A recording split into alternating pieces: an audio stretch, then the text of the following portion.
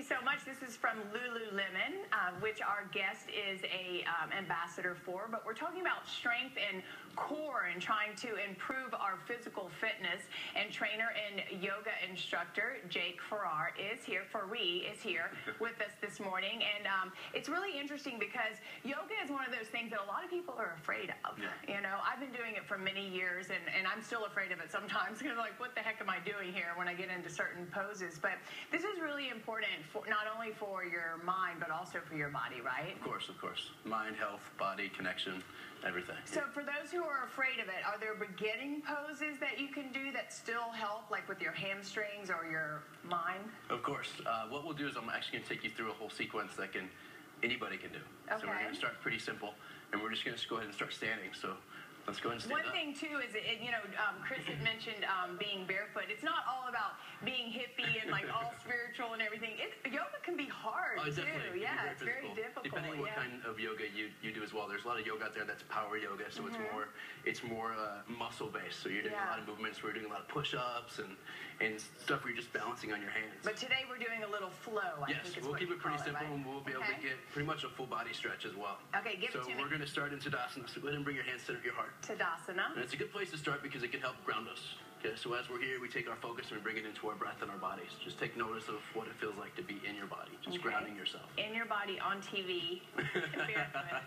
taking notice of the breath. And raise the arms up to the sky. Yeah, sometimes I forget to breathe when I'm on TV. That's a good point. Oh, I hope go my ahead and stomach lean doesn't over show. towards the side. And then we'll just go ahead and switch that to the other side. This is a good one because it stretches. This is one of my favorite ones because it stretches the side abs, right? It gets the whole side of the body. Yeah, it's crescent. And back to center. And then from here, we're just going to go ahead and fold forward. And then as you're folded forward here, you get the hamstrings, you get the lower back. I spun yesterday, so my hamstrings are a little tight. So you definitely be able to feel this one. From here, take your hands, go ahead and interlock them behind your legs. Okay. And then start to pull the upper body up. As you do that, you're going to be stretching throughout the upper back. You feel that? Yes. Yeah. If we all did this just for a few moments a day, it would be like very calming. For sure. And this is a routine that we can do every single day as well. Bring your hands down, just go and step a foot back. Okay. Like a runner's lunge? Exactly. Okay. And then from here, raise your arms up. Sometimes people do this religiously when they wake up in the morning, sort of as I'm awake, because you see dogs and cats doing it. We just don't do it, you know? For sure. So this one, the back leg, we're actually stretching the hip flexors. Yes, and how long are we going to be? The front leg, we're working the muscles of the quad.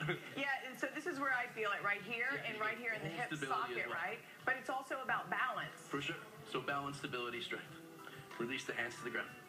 And just go ahead and release that back knee. And then straighten out the front leg. All of a sudden, we take that stretch into the hamstring once again. Yeah, that's another. And then keep pulling the chest forward. Take the toes. Actually, point them up. Notice how that changes things a little bit? Now, why does the hamstring stretch help? It seems like it helps the entire body. Well, the way we move, a lot of times we're sitting.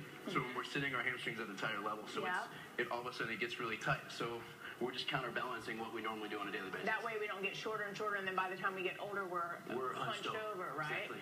Put the bend. And you're just going to take the back heel, pull it in towards the butt. Okay. There you go. Reach back with that. Oh, I can feel it. Opposite. That hand, hold on to the foot. And now pull the hips forward a little bit. Okay. Chris, are you watching? Yeah, oh yeah. This is fantastic. And from here, just open the chest a little bit. Okay. Yeah. Anyone want to go to IHOP after the show? I do. Will you buy me some pancakes? That muscular and ripped just through the yoga?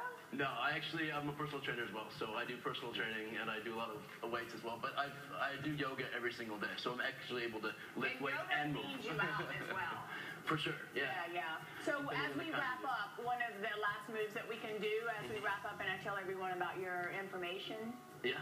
Is there anything that you think we should do in terms of ending? I know Shavasana Shavasana is always a good pose to end with. So you like how I just pulled that out of just go ahead and take a seat. I might not be able to lie down as far because I've got all this back here, but Shavasana is where you just let you're just lying down, and as you're there, the whole body just relaxes, letting the practice sink in.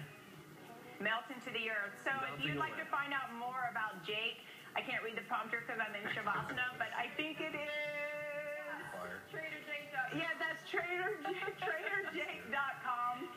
Thank you so much for being here. I feel so much more relaxed. Chris, I'm going to IHOP with you after the show. You can just do the rest of the show for me.